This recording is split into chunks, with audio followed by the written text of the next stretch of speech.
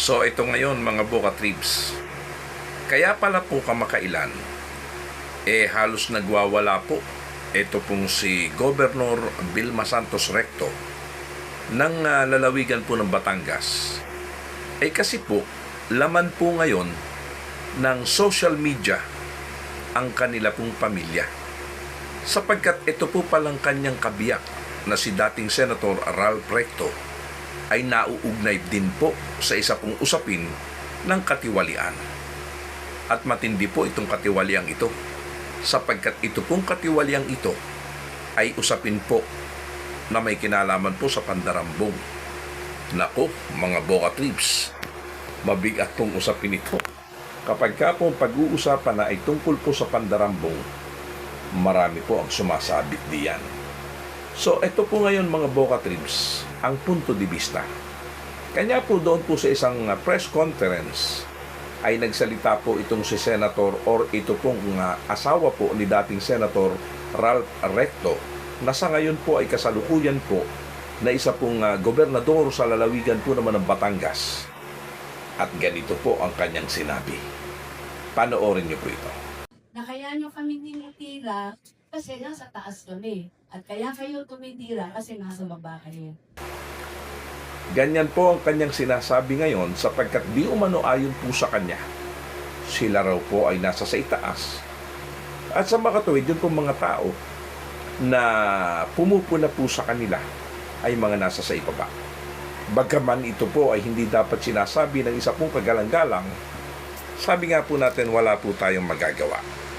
Sapagkat nasabi na po niya yan at yan po ang kanyang pananaw. Gayun pa man mga Boka Tribes, nagkaroon po ng hinampok. Partikular po ay ang mga bumoto po sa kanya doon po sa lalawigan ng Batangas.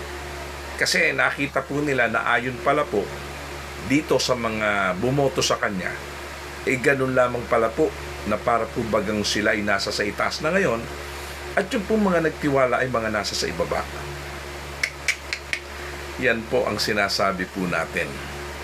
Kanya po hindi po maiwasan na hindi po siya pansinin ng mga netizen kasi nasa sa kanya rin po. Nasa sa kanya pong mga pahayag ang kanya pong mga sinasabi at nasa sa kanya pong mga pahayag ang mga salitang nakakasakit po doon po sa mga nagtiwala po sa kanya sa lalawigan ng Batangas. At bilang patotoo mga Boka Tribes na si dating Senator Ralph Recto ay nauugnay po ang pangalan sa pandarambong at marahil po ito po ay makakasuhan or baka po sa mga sandaling ito po ay nasampahan na ng kaso sa ombudsman at ang kaso po niya ay pandarambong. Panoorin po natin to mga Boka Tribes.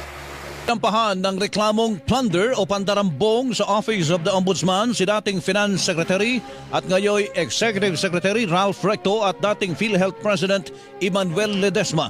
Yan ay kaugnay ng paglilipat ng 60 bilyong pisong pondo ng PhilHealth noong 2024. Yan ay kaugnay ng sa complaint affidavit na inihain ng 9 na individual. Bukod sa plunder ay nireklamo din ng technical malversation, graft, grave misconduct at paglabag sa Code of Conduct and Ethical Standards for Public Officials and Employees. So ayan mga Boka Tribes, ang usapin at matindi pong usapin na kinakaharap po ngayon nito pong mag-asawang Recto. Siyempre, ni dating Senator Ralph Recto at ng kanya pong asawang si Governor Vilma Santos Recto ng lalawigan ng Batangas.